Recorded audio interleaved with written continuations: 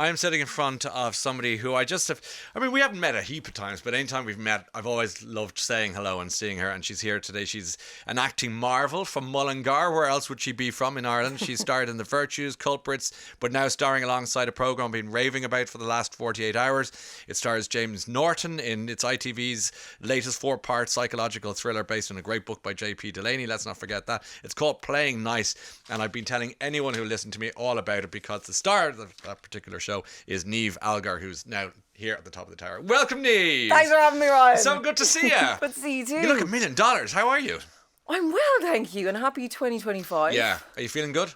Feeling good, yeah. It's getting cold out. Yeah, but we're ready for this. 2025 is going to be a good year. What a kickstart to the year for you now with Playing Nice. I mean, it is a knockout drama. Thank you. Congratulations. Thank you. And you're stellar in it. That's what I love. That's why I'm so happy to see you. So I don't have to say, "Hi, Niamh, you're okay in this."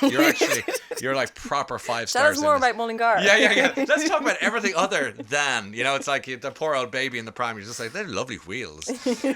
Now let's talk about Playing Nice, shall we? Give us the pitch, as we like to say, for those who haven't seen it yet. Well, for those who haven't seen it, it's about 2 couples who realise that the children that they've been raising for the last 3 years had been switched to birth. Yeah. And it's basically how far you're going to go to protect your child. Yeah, what a dilemma. And what an opener. Because I was watching it going, how clever that they're 3.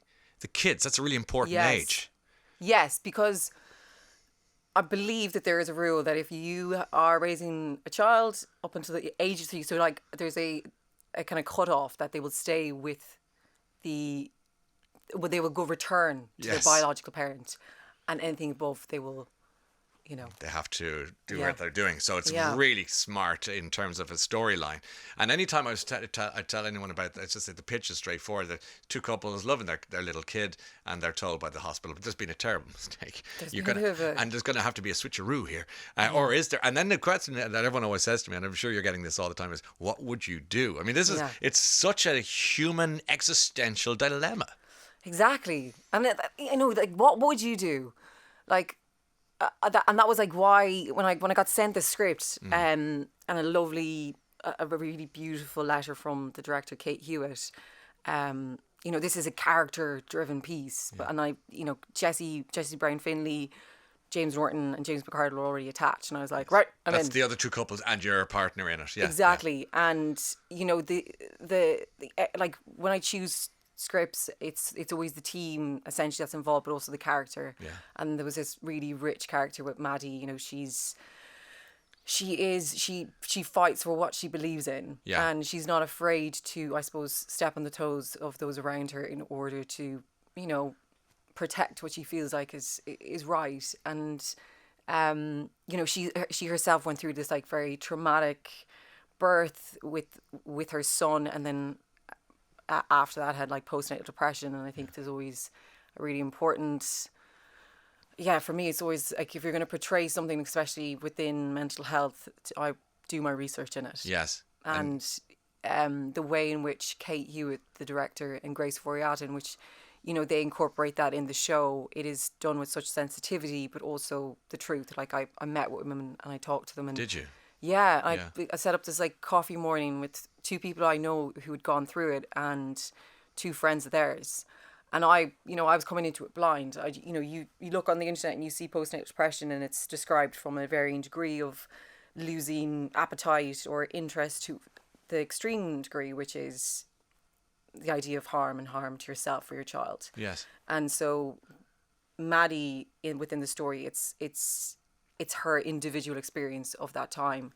And I thought that, if you get the opportunity to research something, to put your heart and soul into it, but also to give a voice to women that I suppose don't always essentially feel seen and heard. And it's, I don't know, I think with a show like this, it's like it asks so much questions about what would you do, but you also want to have that space to open up conversations for friends or family. I love that. There's depth to it. So it's not just, it's a psychological thriller, which it is, of course, but there are talking points. There's a smartness to it. So it's not just a chewing gum job. It's a real thoughtful piece. Yeah. To allow people, who might feel alienated, not so much anymore. I was in Cornwall once, as part of my trip here. I said I must go and visit beyond London, and when I was watching the show, I said that looks vaguely familiar. It is Cornwall. It is all Cornwall. It's all Cornwall. Cornwall is beautiful. Yes. Like I was told, like it's shooting all in Cornwall. I was like, where is that now? Yeah. I was a bit the sour to Penzance going. I said at least one pirate. I mean, I didn't come here for no reason. No, I didn't see one pirate. I was a bit disappointed in that. But you saw lots of sea and cliffs. So and much sea. all... Like the book is originally set in London, and they adapted the screenplay, so it was then set in Cornwall. I think that is what's so beautiful about it, because you have this rugged landscape. There's a sense of isolation, but also like the cliffs and the waves, and I suppose. You just cut to a cliff and it's like, whoa. Yeah. If anything, it's an incredible, advertisement to go visit Cornwall. If and you you need should. it. And if you do go and visit King's Surf, where Pete, who taught us all how to surf. In the middle of it all. Okay. Yes. Well, it did look very, very beautiful. We've more to talk about. We're talking about playing nice. Our guest is Niamh Algar. We've got plenty more places we need to go to visit and talk about. So stay with us for a moment, won't you, Niamh? And Playing Nice, it's my favourite TV show of the year so far. Now, it is only the 8th of January, but it doesn't matter. Not to take away from it. Not to take away from it. Tell me about, and if it's not too personal a question, tell me about the extraordinary tattoo on your shoulder that I saw because there's a lot of swimming going on here. This is a very meaningful moment in your life, personally. I know it is. So go where you want to go, Niamh. I will.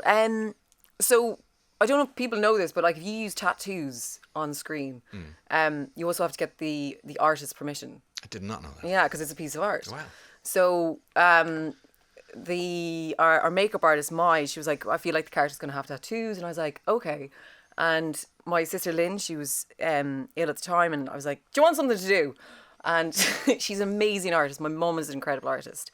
And I was like, I need to design something for the back of this character, and if you have any ideas, just swing something over. And she designed this kind of poppy that kind of runs up the back of the character. And my mum actually, because the character is a chef, I was like, Mum, can you send me a screenshot of a picture of her recipe to make Irish brown bread, right? Which is iconic, in our family. Okay. And that's on her arm. But yeah, my sister Lynn, it was she passed away in March, and it was almost like feeling like that she had my back. She had your back. She had my back. She designed the poppy on your back. Yeah, but she's always had my back. I wouldn't be in London without her. How come?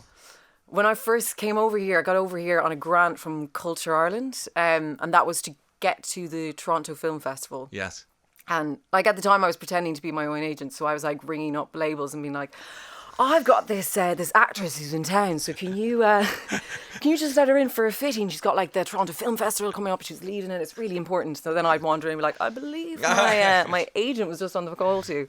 So that got me from Toronto then to London, which got me a meeting with my only and ever agent, Ollie, who I wouldn't have a career without, but I wouldn't also have a career without Lynn, because I was broke. I didn't have the ability to be able to stay on in London, and I was just talking to her and I was like, yeah, I've got this meeting with him, and there's auditions that are coming up, they're going to be in London. And later on that day, she was just like, all good. And I was like, what are you talking about? And she transferred in a month's rent. Oh my goodness. And she never let me pay her back. She was very young when she died, wasn't she? I mean, she was 39. I'm so sorry. And you described her as that she fought the Everest of cancers. She really did. Yeah, glioblastoma, if anyone doesn't know that, it's a tumour of the brain. Yeah. But what she accomplished in her life, I tell you, people wouldn't accomplish it in several lifetimes. She was a doctor in sports psychology. And actually, recently I went back home because Triathlon Ireland named an award after her. Did they? Yeah, the Spirit of Triathlon Award. And incredibly, as we found out while we were there, so she worked at the University of Limerick.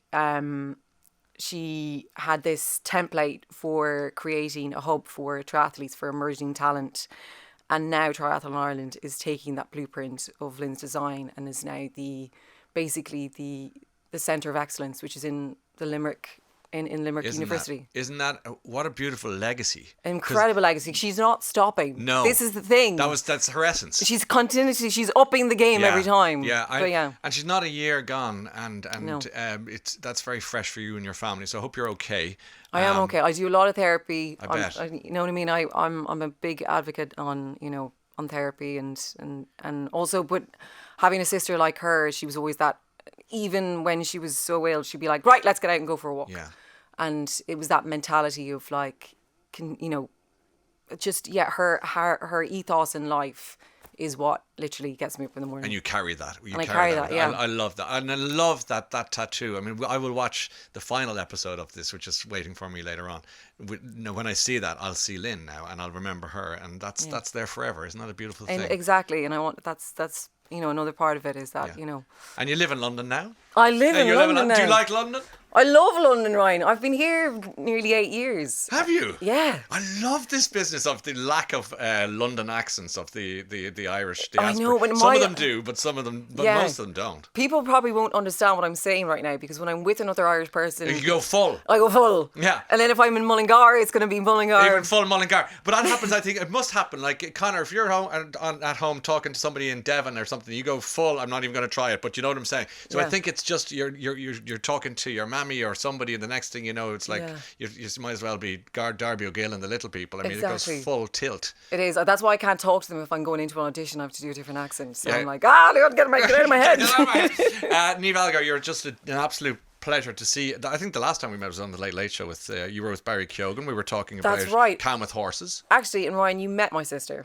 That's it, in the green room. That's right. And I just want to say, and I didn't say this, I've never said this to you, but I just want to thank you because the kindness, but also the patience, and you really like sit down with people after the show, but also before the show. There's a terrifying experience going on the Late Late, and you come out and you make everyone at ease. But you've no idea just how that can land as a core memory, especially in a moment when you don't realise what's going on in the background for a family. And I'm happy to hear that. Yeah, and you spend time and you talk to Lynn, and and I just want to thank you for that. Yeah, don't mention it. I'm just glad that Lynn's in the room with us today. She really is so sweet. She's taken over the whole show. She's taken over. In fact, I'm so glad there's a seat here. There's a spare seat, but it's actually occupied. All right, Niamh, you know you're always welcome here, and I'm sending all my love to your family.